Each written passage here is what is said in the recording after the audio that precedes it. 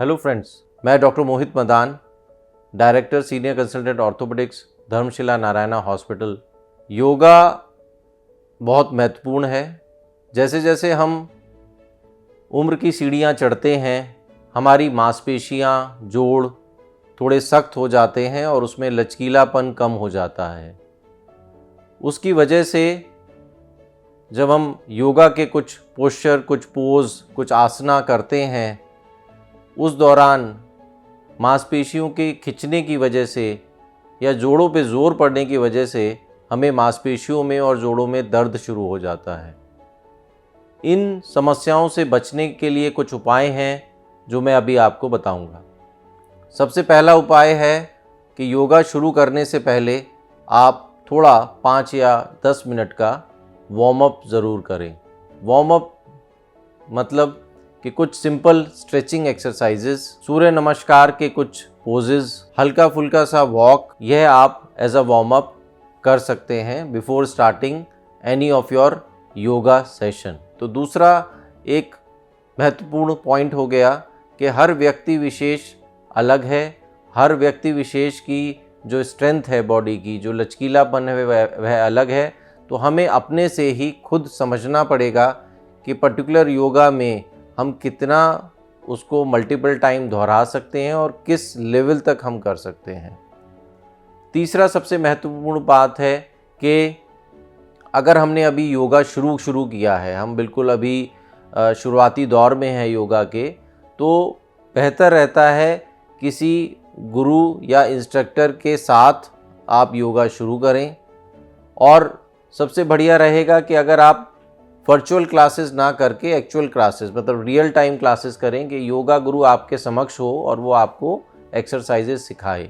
चौथी जो पॉइंट है जो हमें ध्यान रखना है कि योगा में पोस्चर्स, अलाइनमेंट्स और उसकी जो तरीका है वो बिल्कुल ठीक होना चाहिए।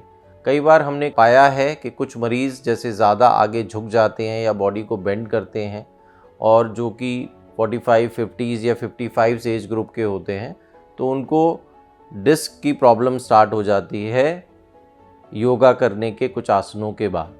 तो आप जब भी आगे झुकने का या बेंडिंग एक्सरसाइजेज जिसको हम बोलते हैं वो करेंगे, तो आप कोशिश करें कि आप अपनी कमर को सीधा रखें।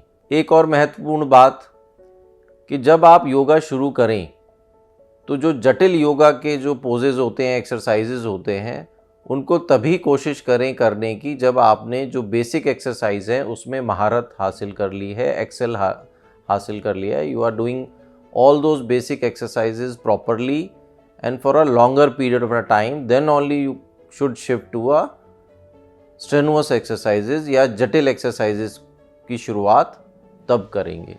एक और बिंदु जो बहुत ही इम्पॉर्टेंट है, जब आप कुछ व्यायाम कर रहे हैं और आपको यह महसूस होता है कि आपको खिंचावट ज़्यादा महसूस हो रही है या थोड़ा दर्द शुरू हो रहा है या हो रहा है, तो वो है आपकी लिमिट हो गई, आप आगे ना बढ़ें। क्योंकि अगर आप आगे बढ़ेंगे और स्ट्रेच करेंगे और पुश करेंगे अपनी बॉडी को, तो इंजरी हो जाएगी और उसकी संभावना बहुत ज़्यादा रहेगी। एक और महत्वपूर्ण बात जो आपको ध्यान रखनी है कि योगा में कुछ बेसिक इक्विपमेंट्स इस्तेमाल होते हैं, तो वह आप अच्छी क्वालिटी के यूज़ करें। जैसे योगा मैट्स हो गई हैं, कुछ कुशन्स हो गए हैं, कुछ स्ट्रैप्स हो गए हैं। यह आपको ज़रूर इंजरी प्रिवेंशन में मददगार रहेंगे।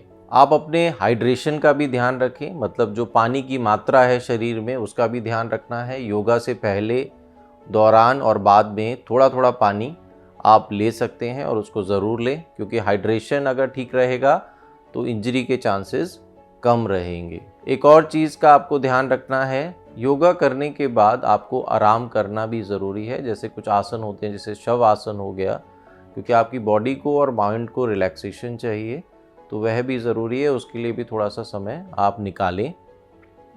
इन सारी बातों का अगर आप ध्यान रखेंगे तो योगा से होने वाली इंजरीज़ से आप बच पाएंगे और योगा से होने वाले जो भी लाभ हैं आपको पूर्णतः मिलेंगे।